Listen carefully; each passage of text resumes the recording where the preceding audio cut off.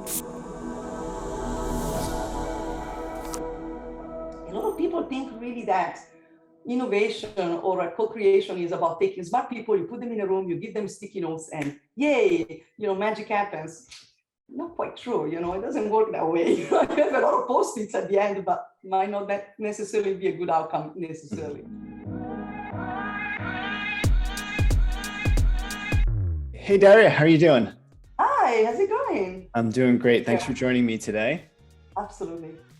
Daria, you're going to be talking today about activating stakeholders, and you have this position at Avast where you're the head of innovation.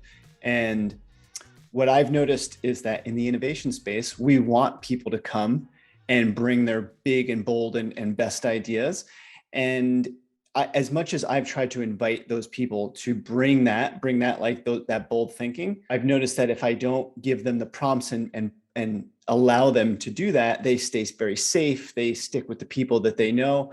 And so as you and I were talking about how you activate stakeholders, I was really excited to see the techniques that you use to get people moving and bringing their best ideas forward. Yeah, absolutely. I mean, that is one of the hardest part of the story, right? It's like, how do you bring together people and then really activate them so that they can collaborate with each other and really ultimately come out with an outcome that is what you're hoping to get, right? Which is innovation. It's very hard. It's a hard task. And, I found that over the years, I like to look at challenges as opportunities. And so one of the things that I observed is that we human beings, we have a tendency of trying to stick with those that, the things that we recognize. And so we try to stick with like-minded people. We try to stick with people that come from the same background, the same discipline, et cetera, et cetera. It's kind of a normal behavior, honestly. But the problem with that, when you want to activate people in a setting where you want them to be creative, is that, in fact, we find that sticking with like-minded people is not necessarily conducive to great innovation, because you enter in this loop where you keep on coming up with the same things over and over and over again. And so really what you want to do, in fact, is kind of in a way break that cycle, right? And you want to really try to find a way to, of course, create a safe environment, but at the same time creating a stimulating environment. And so to me, really, what I think is that, of course, there are many elements, right, that are needed to create this space. And, perhaps today I'd like to focus on three in particular that I found over the years to be quite important. And I always ensure that those are in place, right, regardless of the context.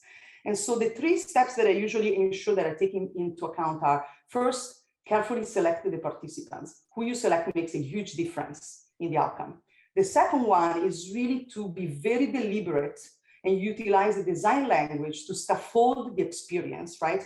And by this, I mean to really create a structure that is open for people to find their space, but at the same time, to have a structure, a scaffold to enable that collaboration, and to really make that scaffold based on design elements, making it very practical, very hands-on. And the third one is really to find ways, as you design the scaffold, to push the participants outside the comfort zone. And what I find is that a good way of pushing people outside of the comfort zone is to remove their focus from what their disciplines, right, and their biases that come with that. The tendency is to focus on those directions, is to actually removing that focus and moving them towards focusing on the customer, on the user, because that way you create a central point. We as human beings relate to the outside world. We're all different and richly beautiful in our differences, but we do have some stuff in common. We have the eyes, we've got hands, we've got ears, we've got noses, right? So we've got our bodies are what in a way is a commonality, and we always having a way to articulate your ideas in very hands-on, practical, by drawing, by making, by building, by breaking. That is actually something that comes very natural to everyone, regardless who they are, right? And also, again, focuses them on the problem versus on the tensions between individuals. Like kind of becomes a mediation between the individuals, right? And so all this is to say that to sum it up, right, there are some ingredients that are very fundamental. Who is in the room? Very fundamental, right? How do you create the experience A to Z?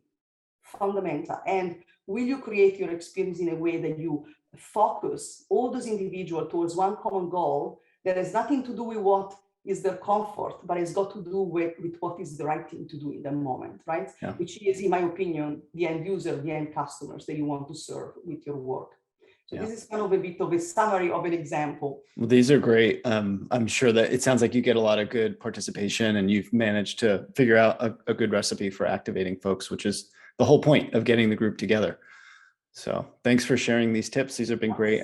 I hope that if you're watching and you've learned from Daria, you're able to get a group of people together to talk about ideas that they're not, just not the same old ideas. And you really can create a space for them to come and bring some big, bold thinking to these conversations. Thank you, Daria. Thank you. Thank you very much.